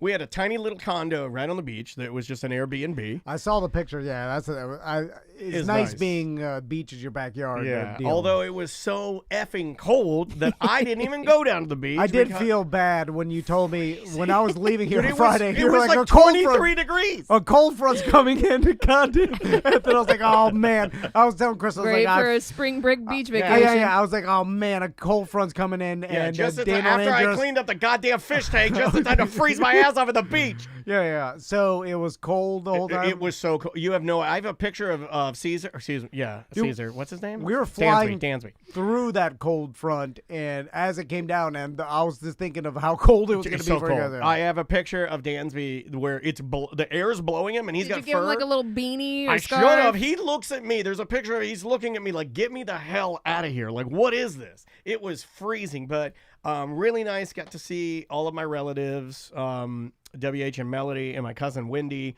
And Wendy happens to work at a really awesome animal hospital. So while we were visiting them, she said we could pop by with Maisie so she could pop in and see all of the different animals. And they did something that I wrote down to talk to you about because I know you're a big fan of common sense things that people do. And then you're like, well, where's that been 100 years? Yeah. Okay. So one of the bigger problems that I see that I've always had when I go to the vet, and maybe people don't have this problem, but dogs and cats together, right? Yeah. All in one room, and they're always like barking. And no, this animal hospital, it has two separate waiting rooms. It has one on the left side, that's your dogs, and one on the right side, that's your cats. What about your birds? They can go in the middle, but they had it all set up like I'd never seen that before, and I was like, well, this is just common sense. Yeah. Yeah, separate them. Yeah, it made it easier for old Meemaw bringing a pee-pee cat with a pus eyeball in there, so it's not afraid of the German Shepherd that's in there barking its face off. So we got in there. Now Maisie's obsessed with cats. She wants a cat now. I saw her holding holding a cat. I laughed and laughed, thinking of a box with doo-doo in it. Yeah, I know. She wants one so bad. She has asked me every single day, I want a cat. I want a cat. I want a cat. I want a cat. I'm not a cat person, man. She can have mine. I mean, they don't really. You only got a couple years left. Yeah. All right, we might be able to work out a deal. Dude, she'll probably live another 10 years. This cat's never going to cats die. live a long time. She's healthier than ever. Yeah. 16 years old. And they always they look like they're dying for 5 years. I've seen people with cats. Mine looks like a kitten. She's 15. Have you seen Samantha's cat? No, I don't. don't. It looks brand new. But then Can't even get a new couch. there will be a time where it'll get super skinny, where you're like, oh man, that She's cat's always coming. been skinny. Mine's coming. always Okay, been skinny. yeah. I'm trying to fatten her up. Yeah, it's All she does is overeat, and then puke everywhere in my house. yeah, it's always It's miserable. Don't do it. It's in some stage of dying at all times. Yeah. But it's like it lasts for it'd be 6 Forever. years. We did that. We did Dolly Parton's Pirates Adventure, or excuse me, Dolly Parton's Pirate Voyage Dinner Theater. Okay. That was blanking awesome. If you like acrobatics and if you like sword fighting and music and mini boats. It's pretty rad. Is it like medieval times? Yes. Where Yeah. it's like you're sitting in a kind of a semi-small stadium? I think we used to have a Pirates Dinner Theater here. I think we still have one, but I don't think it's owned by Dolly Parton. But everything, like, because she had her name on it, like, I was surprised. Everything is really good. Like, the food was really good. The entertainment was really good. The beers were, affordable. So, yeah, we did that. Maisie enjoyed that. But it was just a normal sort of regular spring break, like nothing too... I saw you bananas. did go to the beach, but it was cold the whole time. Freezing. I mean, it was. I mean, and Maisie wanted to be down there all the time. Yeah. And I'm just like, baby, this isn't. Daddy doesn't do cold beach. Windy, cold. Well, not only windy cold. It was like they have an abundance of shells, and they were having strange tides. So Maisie was finding all kinds of crazy shells. She found another shark's tooth, a big one. I saw a picture of that. Yeah, a big white one. Everybody was jealous that she found the shark's tooth because apparently you don't find them very often at Myrtle. But she's good at it. She enjoys it. It had that sand where it would blow the sand, the top sand, and it would blow it at 90 miles an hour at your ankles, so it would sting. Yeah, you know what I'm talking about? Yeah. So even if you're sitting down there in a chair in the sun, which is okay, that sand would come whipping and just like, it would just like rash your ankles. Like, Yeah, sandblast. and I'm like, ah! And it was just not, it was miserable, And I told the girls, like, I'm not going to do this. I'm not going to sit on the beach. It's freaking 42 degrees. I'm sitting on the beach with sand blasting my ankles. I'm like, I'm not doing it. So they're like, you're grumpy. Sand rash. So I went back and I figured out a way. I had taken my Xbox on the trip. So I just fired up the old Hogwarts Legacy and stayed in my pajamas. And then, playing video games. Yeah, play some video games. See, Why not? Me and Dan, we relaxed during our break. I did relax. Looked like you were go. I mean, you flew as soon as we Yeah. stopped the Friday Free Show. You flew out. Yeah, and you he didn't come did. back till this morning. He literally at like did. 5 a.m. We ended the Friday Free Show. You walked into the lobby. You did a little circle, and you said, like, "Well, "Gotta go." I gotta go." Yeah. And I was here for 3 more hours editing ACT. Hey, I'm like, we should put out a pesto. Bye-bye. Bye-bye. Oh, And flying then, already. Bye-bye. the worst part is when he throws the ninja bombs down, and the smoke poofs everywhere, and then he disappears. Yeah. Listen, I question my decisions every single time we do this. We're like, why did we do it like this? I was like, why would he fly in? Why? And at 2 a.m. Yeah, why? Well, Late. Take Late. a day off Yeah, before we man. come back. Because me and Crystal have, I want to call it a disorder. Yeah, you got a condition. I'll call it a mental disorder where, like, if we're planning something months from now, we won't even think about the misery of doing it, but because it's so far away, we'll be like, oh. Which tickets do you want? Get the red eyes. Well, we're just like, how do we maximize the time? Well, we'll fly out Friday after the show and fly back Monday. Fly back Tuesday morning before Tuesday the morning, show. and we'll have these delusions where we're like, we'll force the kids to go to school.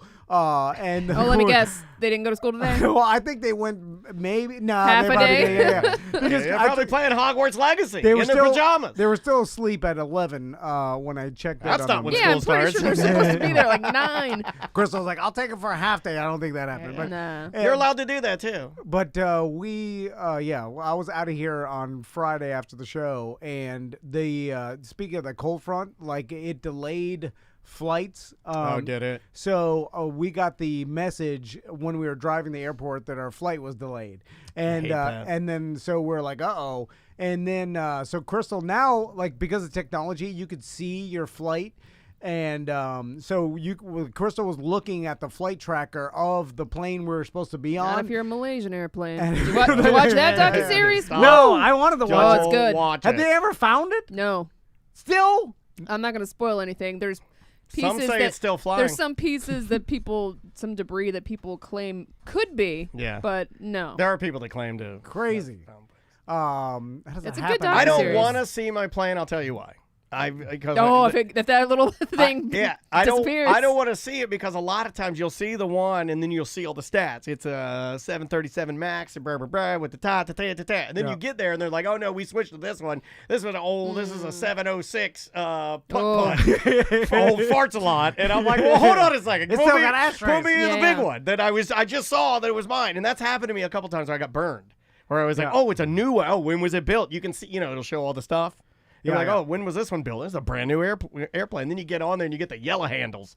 So so Crystal is trying to figure out if we should like book ourselves on a different flight or just take the chance that this flight eventually gets in and we get to Atlanta, because there's only like 2 flights out of Atlanta to Colorado that night.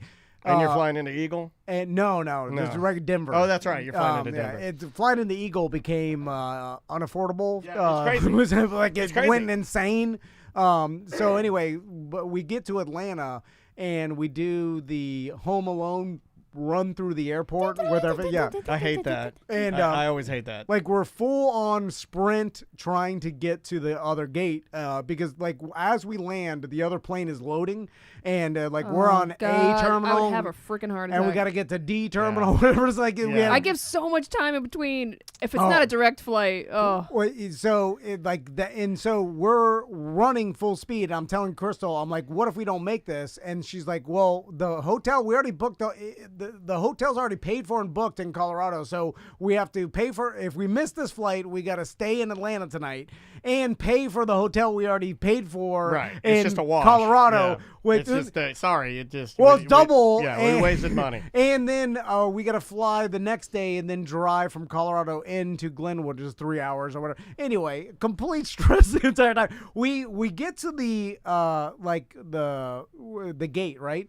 And the guy's literally like checking in the last 3 people. And I think the airlines are experiencing like the lack of employees like everybody else. Oh, yeah. Because this guy it's hard to was. find pilots. Yeah, there's nobody to yell at into the flights anymore. This guy was scanning the tickets and he was the gate agent, both. Like usually and the there's- pilot. And he put his hat on. Oh, Here we go. Here we go. I've never seen that Buckle before, up. where like the guy was scanning That's like everybody's Andy tickets. Griffith. He put on his judge robe. So we run over there, and Crystal basically is telling me like the last person I talked to said they were going to add our names, but then I talked to another person who said our names aren't on there.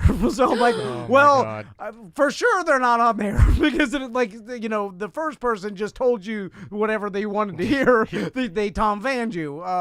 So we Tom Vanned we run up there out of breath, the Home Alone run through the airport, and then Crystal's like, my family, the Van family, are we booked on this plane? And the guy's like, hold on one second. He's looking at the computer like,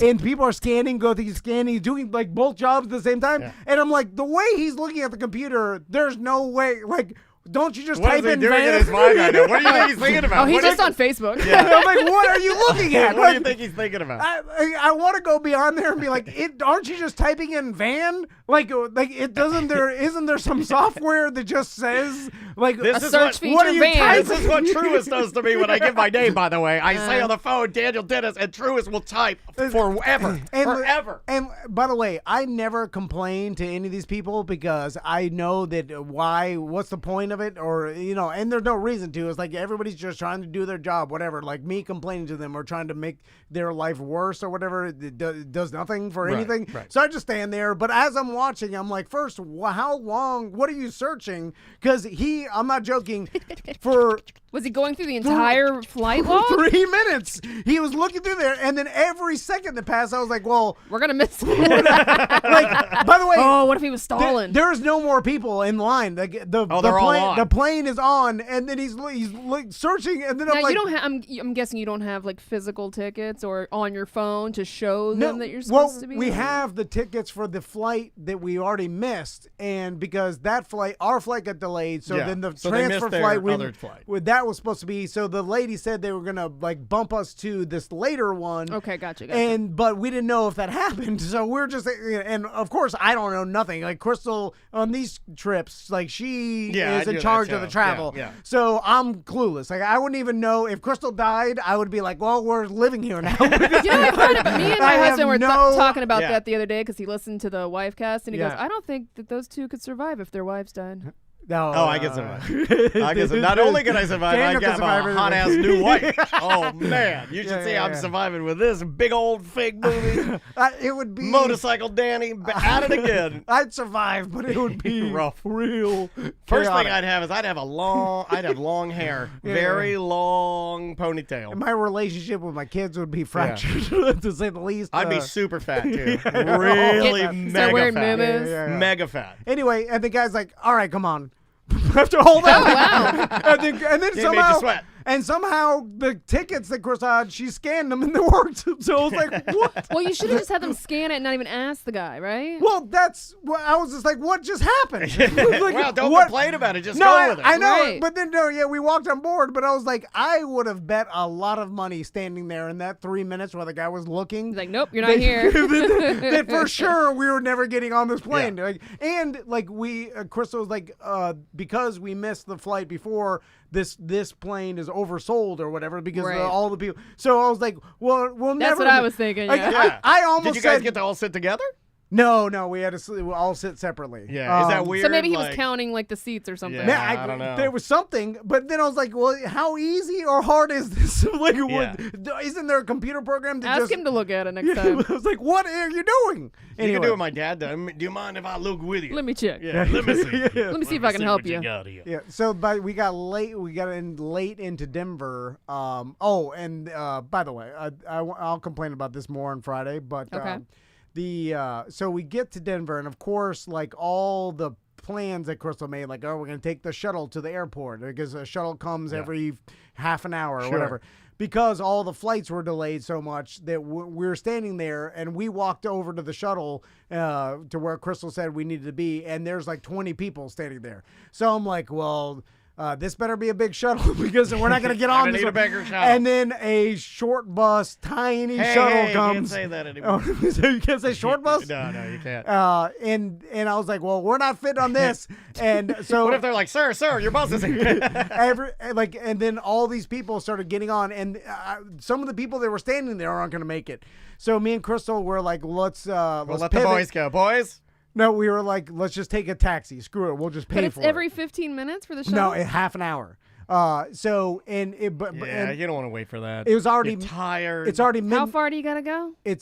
Hotel. The hotel is 30 minutes outside Denver Airport because Denver Airport is far away from Denver. Yeah, dude. Yeah. It It's is also- way out It's there. also creepy and There's a weird. Yeah. big horse Yeah, with red there's- eyes. Like, Yeah, Oh, there's yeah. like Get it together, swastikas Dylan. everywhere, like weirdo. So you like, heard about this one on the Denver airport. yeah, if you yeah. wanna There's the listen to end it. of the world It murals. sucks. It's just the worst. I think there's a- gas mask man, a Michael Jackson's nose is falling off, and a swastika. So like I'm like it's already 12:30 at night. By the way, we've been the kids went to school on Friday. You know what I'm saying? So Right, school, because that's how you guys roll. and at this time let's just pay the taxi. We'll drive over there because this shuttle is Could have rented a snowmobile with that money. Yeah, you could have. You could have snowmobiled right to your like hotel. Right up to the hotel. So we look over and there's the quintessential line of taxis. You know, at Yeah. airports where there's one. Oh yeah. And so we go up there and we try to get in the back one. And of course you have to go to the front because they're in the queue line, I guess. Like you can't just pick your taxi you want. Oh, you have guys to tried to New York it like you're calling a cab. No, because we're walking from the back of the line. So when we got to the first taxi, we just started getting in, and we're just like, "We'll just use this one. I don't care." Right, you know? right. And the back one No, was the SUV, and the guy's like, "I'm sorry, you got to go to the front." Yeah. So we go to the front, and the front taxi is just some Oh, you should sedan. have got an Uber. And they don't. I guess Not near the You airport. can't call an Uber. You have to. They still have the relationship with the taxis or whatever. Like, Yep. Yeah, but it's not like where you have to wait in line for it. They come specifically to you because you ordered them. I don't I've know done that before. at the Denver airport because Yeah. I know at an OIA, OIA or MCO, you can't do it. you can't. I've done it Oh, you multiple can? times. Call, okay, Yeah. that- I that can't. may be old I remember school. back in the day, you couldn't call an Uber to the airport, but But at 12:30 at night, Maybe it's different now. We started realizing like we don't want to stay. Oh, by the way, all of our luggage we found out is we have to pick up the next morning because of all the flight delays. convenient. So the boys don't even have sweaters on. We're in Oh, Colorado, my God. and so I took off my hoodie and I give it to Tommy or Gentleman. whatever. And then so the boys are standing there freezing, so we just go to the taxi or whatever. It's fine. So we go to the front taxi, and then it's 4 of us. So I'm like, I'll ride up front. So the guy's like, oh, hold on. And he's a pile of trash on his phone. Gotta move my nudie magazine. And he starts doing the sweep the trash onto the floorboard or whatever. And then I was like, I'll just ride in the back with my family. So we squished in the back, right? And so we're all in the back of this tiny sedan or whatever. And then the guy takes So you off. must not have packed that much. Well, all of our luggage doesn't come till the next day. Like, we checked everything. Oh. So Yeah. we didn't have any carry-ons. So it's just us and then the clothes Okay. on our backs. So we're going to have to sleep at the hotel just without any luggage, and the next morning go pick up our luggage. Gotcha. You gotta go back to the airport to pick up Back your to the airport. Extra work. This is- yeah. Extra work. Already this whole Off trip's to been a bad start. nightmare. It was a bad start when he like Oh, did yeah, way one worse. spin and said, "Gotta go." Like that. Gotta go. Off to a bad start. So 12:30. So this guy takes off, and so we're now driving on some sort of highway, right? And I'm not joking. I look down, and there's the horse with the red eyes past us, and I look down, and this MFer is going 100 miles an hour, and my family doesn't have any seatbelts on because we're all sitting squished my together. So I'm You got to jump in the front, Which sit is with the illegal, trash. by the way, because there's not enough seatbelts for you in the back. no, there's 4 of you. No, yeah. This guy didn't care. Taxi drivers don't care. Yeah, this guy didn't care about legality. Oh, he man. didn't have the meter on, by the way, which we screwed up because we're not used to. Oh. Did you just throw up? Sorry. A little bit. Tiny little bit. We're not used to like turning the meter on. You know, it's like, why isn't this all done by some sort of computer Wait, program? you have to turn it on? No, we didn't He's tell. supposed to turn it on. He didn't turn it, but he just told us. I'm like, we're like, how much to take us to this Ramada or whatever? And he's like, $40. He didn't say it like that. And then I was like, all right. And then Chris was like, well, you should have told him to turn the meter on. He's scamming Yeah. us. And then I'm like, well, I'm not gonna do it now. Let's just get out. Like, it's 12:40 at night. We're freezing. Like, we have to get to the hotel. It's a 40 for 40. So he's going 100 miles an hour, and this is why That's why it costs $40, man. He's getting you there. I'm not a real man. Is because I should have because I was like, I'm gonna tell What are this you guy. gonna- to hey, slow down, yeah, like slow down. I got my family in there. But I was like, no. Like, I'm like, don't be a p word. What if he's Just like, let him. I'm gonna go faster. Let him. Like, he knows what he's doing. Are you sure whatever. this guy even was a taxi driver? He had the thing. had a yellow In a car. retired It taxi was a Yellow yellow car. car. It wasn't a yellow car. It was just a regular car. Oh, So Crystal put the seatbelt on, the one seatbelt over the boys. I'm surprised she didn't say anything. What about her? She's the one that I know. always speaks That's up. why I'm like, you're the crow. You call him. Yeah, you're supposed to use your Call him. talents. Yeah, crow powers Like, tonight. I think she was delirious and tired and yeah. done. Which all of this stuff we don't think about when we're planning. We don't think of like we're gonna be miserable at 12:40 at night trying to do all Well, this. then this you is, have to- this is something you should overthink, is traveling. But then you I got to am. recover. It's the next day. I don't even mind it in it. Like when I'm in the taxi going 100, Oh. I'm like, this is fine. But the next day, I'm just like, I feel like crap. The next day was wake up, rent the car, get the car back to the airport, get our luggage, airport into Glenwood, 3.5 hour drive. Oh my God. Spring break on Saturday morning. Not the time to drive into the mountains. Everybody's heading in. Because we got to a point where right around the tunnels, like you start going through the tunnels in the mountains or Yeah. whatever, it slowed down to 5 miles an hour. I for saw- an hour and a half, 5 miles an hour. I saw Crystal's photo. I've never seen a bumper to bumper like that Yeah. in Colorado, dude. I- It was very claustrophobic, weird to me. Well, it's everybody driving in from Denver to the mountains to ski or whatever. and especially you started this trend, Tom. You let the secret out, buddy. Now the secret's been out. Yeah, and it's been out. And it probably is like, hey, don't drive into the mountains on spring break when it starts on Saturday, which we did, of course. Also, I had to go pee real bad. That's course not you like did. you with your tiny little bladder. Yeah. Baby So- bladder. So I'm sitting there and I'm like, well, there is no rest stops on the mountains, especially like Yeah. going through the tunnels You or have to whatever. expose yourself. You have to get up. You have to expose Do you yourself. have a Gatorade bottle or anything? Well, I started looking to the right of me, and it's just like snow, and then the trees start, but it's like deep snow, and Yeah. I only have my flip flops on. I've got only my shoes, my tennis shoes, Yeah. and then Crystal has to pee too, and I'm like, should we pull over and then in this like there's just thousands of cars sitting here, walk into the woods through the Oh, snow, they'll know what you're doing. and They'll then know. go pee They'll in know. there. And Leave then, your children in the car by themselves. and then I was They like, can stay with the taxi driver. is there a place in the tunnels? Because and we were driving through the tunnels, and I'm Well, like, it's darker in the tunnels. so can you get out on the tunnel And sneak between and pee through a crack. Is there Andrea in the chat says, use the truck slow down. we're in a portion of the mountain that doesn't have the truck slow downs. Yeah, that's in a different portion where there's a higher actual elevation. Those only exist when they're super tall. Like mountains that are going down, they can't. The brakes fail or whatever. Anyway, so it was. Did you pee? I held it until Proud of you. Did you hurt yourself? Yeah, I hurt real bad. Yeah, he gets like to a point where he has to stretch his legs out, and he's like, ah! Yeah. And then when I go, I'm like, it should be more. Yeah. Something happened. Yeah, I do that too. Oh, you messed yourself up. Where I'm like, oh. It went back in. I'm like, something happened where there should be way more. This is the worst I've ever had to go. Yeah, well, because your body reabsorbs it. Yeah. And that's some because sort you're of becoming a poison. urine Poisoning man. yourself, You're becoming yeah. a urine man. So we man. eventually got there. This Then- sounds great. This is the second day, by the way. yeah. Then Not Ma- even a full 24 hours know. yet. Yeah, my then the God. first day skiing, Max had a cold. saw that. Where he was all sick, and then it's like he's on the ski lift with his head down. He's like, oh, and then it was like, oh God, he's dying. Well, at least you forced him to ski. Then we forced him to ski half the day, and then he couldn't even do it. Pizza French fry. And take him back home. Then it was a whole thing. I'll tell some more stories. Great spring on break. Friday. Yeah, you can sign up to be No, a BDM at Yeah. TomandDan.com. We'll have some stories Friday on the Friday Free Show. Yeah, tons of stories for Yeah. Friday. I got a big one to tell about our studio, but I'm saving that for Friday. Yeah. And also, I'll tell you something about this is not quite killing my whole family, but maybe a decision that could have done it just because we, back to no plan, decided to pivot and do some ice caves one day. And we're out there by ourselves, and I'm like, I wonder if this is safe. Let's try to make it collapse.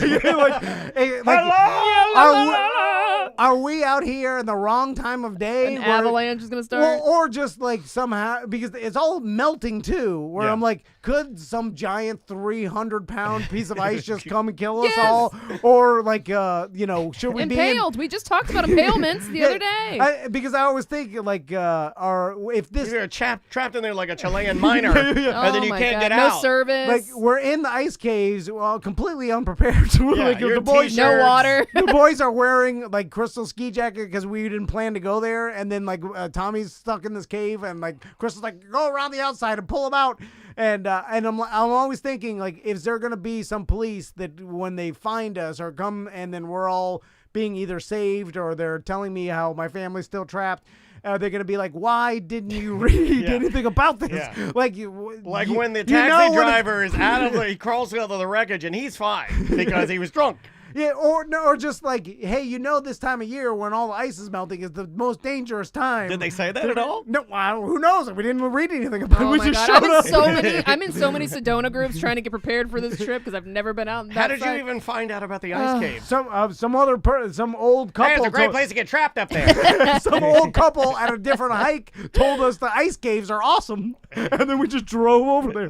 Like that sounds was. good to me. I admire your adventure. I admire that. And then we tried to search on the internet, but the mountains there was no reception, so it was like, all right, we'll show up, and we were like, they just told us the top of this mountain you'll see a sign, ice caves, and run in there and scream a lot. We just go there, and there's ice caves. So like, it feels like there should be more people here. There's no one here, just us. This is weird. It's almost like it's a trap. Anyway, all right. We got to take a break or get get out outta of here. here, yeah. We got to get out of here. Go to TomandDan.com if you want to sign up to be a BDM. We'd love to have you. Extra shows and extra parties that we are currently planning. Yep. We'll see you tomorrow. I'll need an intro. That was and really then good. we're done. Story. Okay, that's 3 and 4. Let's do a quick intro. So Young Professors the first half, and then our spring break recaps. Thank you, ma'am.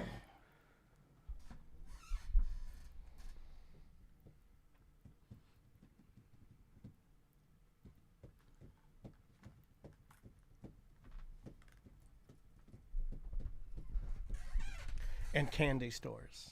There are more candy stores than anything I've ever seen in my life in Myrtle Beach. Big 3-story candy stores with every kind of candy you could ever think of. I'm surprised Orlando doesn't have these on iDrive. I think they have one now. I forgot what it's called. Somebody was telling Sugar me Life is one of them, and it's 3-story, and they got everything you would like. Like rare candies. Like you get Nerds candies, and it's only purple and strawberry, right? But they all have every flavor. Like they all have purple and strawberry, watermelon. They have all of the different things from Europe. They have everything. Sugar Factory. That's the new one at Icon Park. Okay, they do have one. I feel like the more north you get, the more old school your theme park area, where it's like mini golf, candy shop, Yeah, ice cream shop. But they're upscale. Like they have No, I know. lasers and. But that's the sound. tradition. Yeah. You know what I'm saying? Like you get all the way, like Disney World and this whole theme park area was built in the 60s. Like we're talking about, like Myrtle Beach has been around since the fucking early 1900s. And then you go up to north, like in New Jersey, and that whole like the strip area and stuff. Like we're talking 1800s. It's old school entertainment shit. Yeah. There was we tried to get a picture of it, but I think we ran out of time. There's a big seafood buffet there called Tommy's Crab. And it's this huge concrete crab, like as big as this entire complex. I mean, the biggest fucking concrete crab you'll ever see. Old school attraction. Yeah, it's pretty rad. All right. Young Professor and Spring Break. I got something. Hey, Young Professor's in today. Oh, yeah. We got to try and get some of these Banana Bowl tickets, man. It's the hottest ticket in town. It's impossible to find. It is impossible to get a ticket. Let's be his friend because, where he's going. I'll grease his he's banana. going up. What? All right. He's going up. Going up. Check. Tonight on a corporate time with Tom and Dan. Tom and Dan, welcome back to the show. The official banana announcer. It's the young professor from the Savannah Bananas. And here they are, the Converse and Vans of radio. Tom and Dan.